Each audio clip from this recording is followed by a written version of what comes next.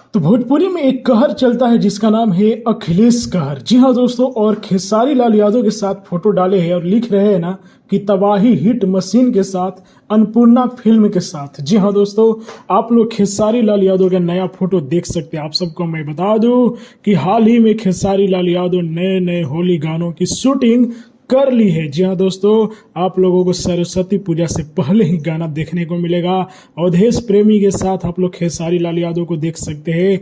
और इधर ट्रेंडिंग में देखिए इतना बड़ा भिरम तो हुआ है ना कि दोस्तों इसका परिणाम कुछ भी हो सकता है खेसारी लाल यादव के फैन और पवन सिंह के फैन में।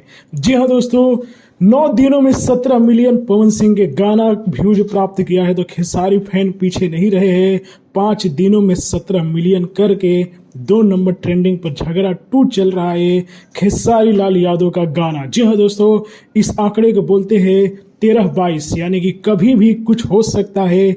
1 नंबर पर कभी भी खेसारी लाल यादव का गाना पहुंच सकता है, क्योंकि टक्कर जबरदस्त है। तो आप लोगों को अपडेट कैसी लगी, चलते चलते बता दूं कि इंतजार बहुत जल्द खत्म होने वाला है और 16 जनवरी को खेसारी लाल यादव का एक नया गाना रिलीज किया जाएगा, धनिया। जी हाँ दोस्तों, तो न्यूज को लाइक कीजिए, शेयर कीजिए।